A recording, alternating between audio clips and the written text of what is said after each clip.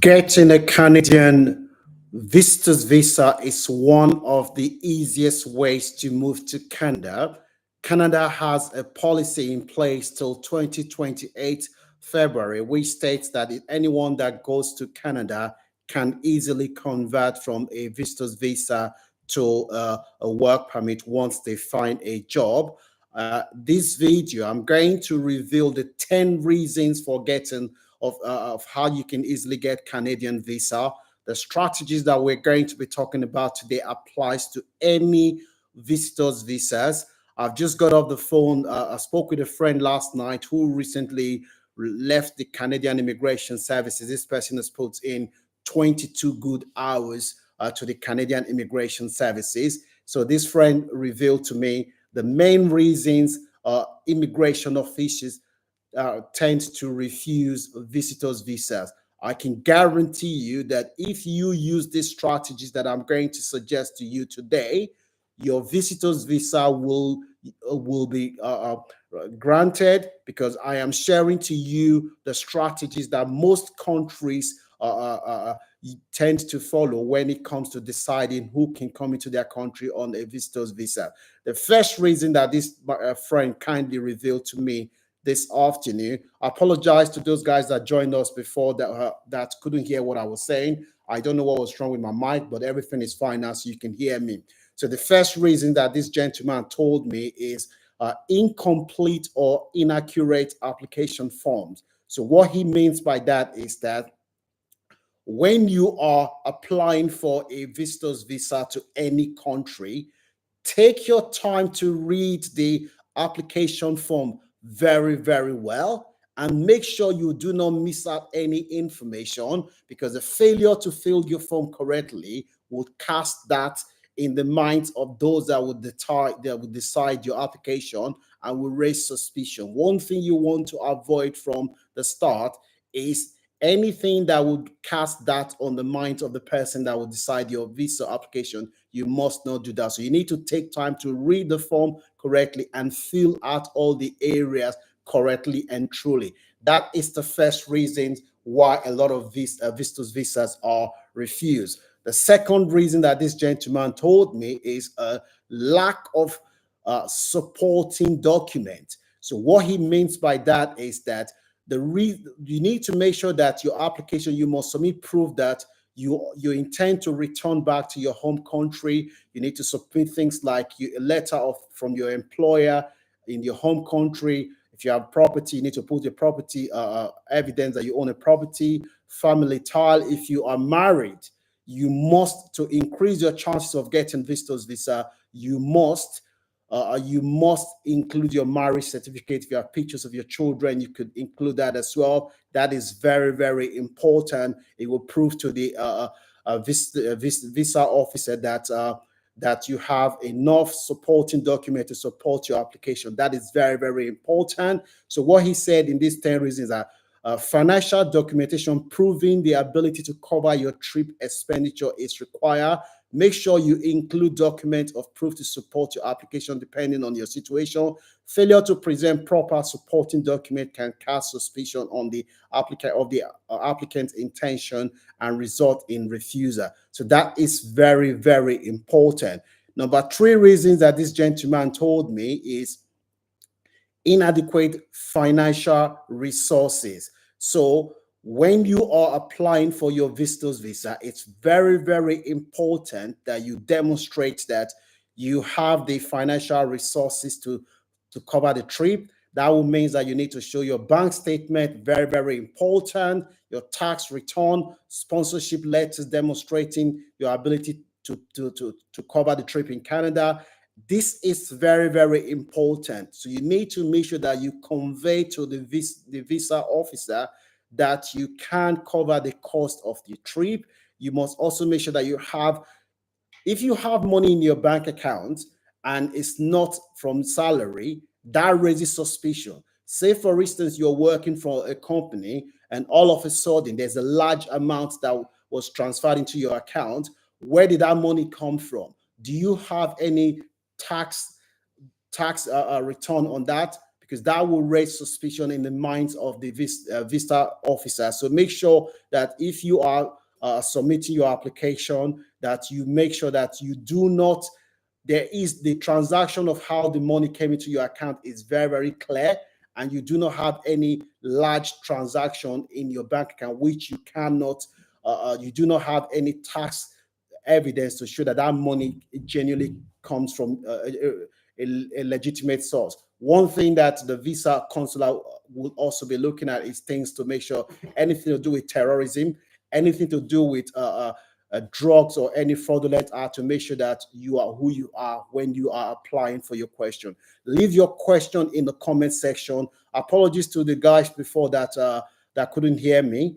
So number 4 reason why visa are often denied is lack of travel history. So immigration officer consider the applicant travel history and purpose when determining their eligibility for traveling. What is the purpose of your traveling? Have you traveled before? If you haven't left your home country, that doesn't mean you won't get Canadian visa. But what is the purpose of going to the country that you say you're going to? A lack of past overseas travel or unclear intention to visit Canada can create concerns and result in denial. You have to be clear. What is the purpose that you're going to Canada for? If you're going to Canada to visit a relative, there needs to be a strong connection, not just Canada, any country that you're going to visit. When you're applying for a visitor's visa, there has to be a compelling reason to show that there is a clear intent of what you are going to do there, and there's a clear itinerary as well. Applicants should clearly state their reasons for visiting Canada, whether for vacation, business, or to see family and friends, and offer supporting document to back up their assertion. This is what this friend advised me. So you have to be clear. Any country that you're applying for a visitor's visa, whether the UK, Canada, America, Australia, any country at all, you have to be very, very clear. What is the purpose of this trip? Okay? If you're visiting family members, there has to be connection that this person is related to you. If it's a friend, there has to be a letter of invitation, well written, outlining what is the purpose of visiting this person, what you intend to do. If you're staying 2 weeks in Canada or any country, how do you intend to spend that 2 weeks? What are the places that you intend to see whilst you're there? That's very important. Number 5 reason is incomplete or unconvincing travel itinerary. This one, it says a poorly designed or incomplete travel itinerary can also lead to visa denial. Applicants should include a detailed itinerary indicating their planned activity and lodging while in Canada. Confirmed travel ticket, hotel booking, and scheduled tourist site might help enhance the application and reflect a genuine desire to visit Canada for tourists. Furthermore, a genuine invitation from a family member must be included in the application if you are applying for a visitor's visa to meet a relative. The person that is inviting you, if you're applying for a visitor's visa, must send you an invitation letter. I said before, if no one is inviting you, must have a hotel reservation where you are going to be staying in Canada. As I said before, the places that you intend to visit in Canada, you have to have them there to make them believe that, yes, you're going to Canada or you're going to any country that you said you're going to visit, and you have planned how you intend to spend your time whilst you are there. Okay. Number 6 reason is failure to demonstrate strong tie to home country. Guys, this is very, very important. I want you to pay attention to this one. If you're seeing value for what you're hearing so far, consider subscribe to this channel and give this video a like so that this video can be promoted to other people. We want to help as many people as possible to legally migrate this year. Number 6 reason is very, very important. Yeah, Abdullahi Mohammed, thank you very much. Apologies for the problem I was having with the sound before. Okay, number 6 reason, failure to demonstrate strong tie to home country. This is the number 1 reason, in my opinion, why a lot of people get visa refusal when they apply for tourism visa. Immigration official analyzes applicants' chances of returning following their stay in Canada based on factors such as job, property ownership, and family responsibility. I will break this down. A lack of evidence of tie to their home country can generate suspicion about potential immigration plan, resulting in visa refusal. Applicants should provide strong evidence of their tie to their home country to ensure immigration officials that they intend to return. So what this is saying here, guys, is that if you are applying for a Canadian visa and you say, oh, I'm going to visit for 2 weeks or 1 month or any country's visa, you have to make sure, if you are earning, if the salary that you're earning in your home country, by the time you convert it to US dollars is $100 and you're going to Canada, what is the chances of somebody that is earning $200 in their home country? What is the chance of them going to Canada and coming back to their home country to that job? That is number one reason. That raises suspicion, because they can tell that if you're earning $200 in your home country, you will not go to Canada and come back, because even the least paid person in Canada can still earn over $1,200 a month. So why would you come back? There's no incentive for you to come back. That's very, very important. So you need to make sure that if you have family connection, that is a reason why they may think that you'll come back, because you got your children, you got your wife, so you might come back. If you have a job, you have property. Having a job, property, and family, those are the things that you can use to persuade the visa officer that you will come back. This is why it's very important to have your marriage certificate, you have your property included, your letter of employment from your employer in your company. How long have you been in the company? These are some of the reasons that they will look at to believe that you will come back to your country. Number 7 reason that I want to give you is misrepresentation of fraudulent documents. This is another reason why a lot of people get refusal. If you put one fake document in your application, that tells the visa consular that all the documents that you have in your application, they are fake. So this is something that you have to think carefully. If you put one fake document in your application, that means even if all the documents are genuine, but one fake one will just spoil everything for you. So that is something that you need to be aware of when you are applying. Applicants should be truthful, transparent throughout the application process. Any abnormalities or inconsistency detected by the immigration official might result in suspicions, serious consequence. To prevent being denied entry visa, you must provide correct and reliable information.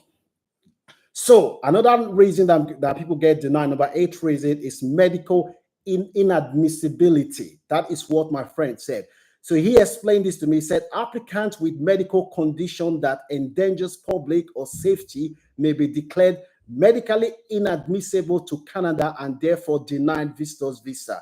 Immigration agents review medical report and may order additional medical exam to evaluate an applicant admissibility. To maximize the chances of receiving a visa, applicants with medical issues must produce extensive medical documents and address any concerns highlighted by the immigration officer. So he's saying there that another reason people get denied is on medical ground. If you have any health condition which will endanger the host country where you're traveling to, that may raise concern. So you need to present a compelling medical reason to say that those concerns that they have can be addressed. So you need to have a medical report if you're going there. So if you have any medical condition, make sure you address that in your application as well. Okay. So they might think that if you go to Canada or you go to the Western world, you're going to rely on public health. You're going to use because once you go there, if you're not well, they will have a duty of care to make sure that you receive treatment. So they will treat you there. So leave your questions.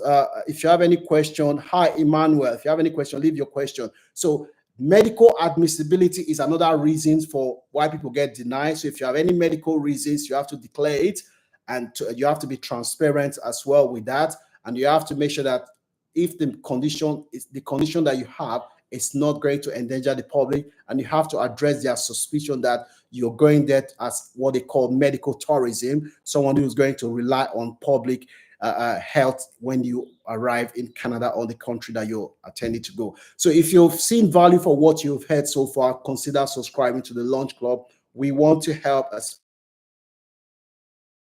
your platform, as our mission is to help as possible to achieve their migration dream. I want to apply for the I want to apply. What's that? I want to apply. What's this?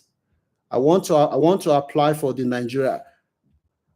Emmanuel, your question is not clear. Can you repeat your question?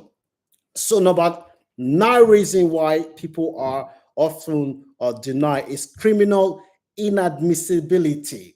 Now, people with criminal record or previous criminal conviction may be judged criminally inadmissible in Canada and therefore denied a visa. Before making a decision, immigration officer undertake background checks and consider the seriousness of offense, rehabilitation effort, and the risk to Canadian society. Applicants with a criminal record should reveal their previous crimes and provide evidence of rehabilitation to alleviate worries and increase their chances of visa approval. So what my friend is saying here is that if you have committed a crime before, hiding it is going to make things difficult for you.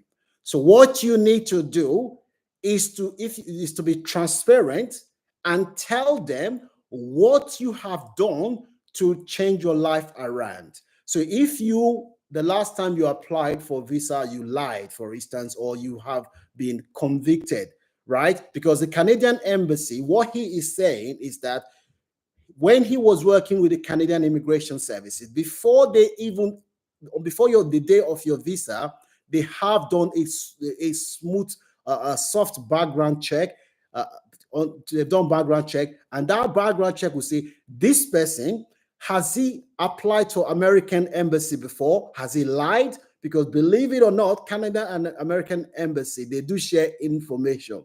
So if you applied the last time to America, you lied. What have you done to address that? And you need to be transparent, because if you do not declare it, believe it or not, if they find that, 100% your visa is canceled.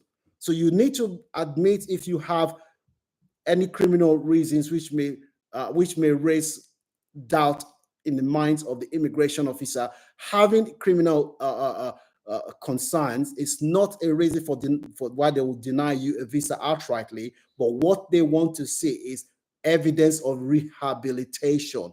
Okay, it might say, okay, I was denied a visa, now I want to apply for tourism. I am in school owner here in Nigeria, so what application?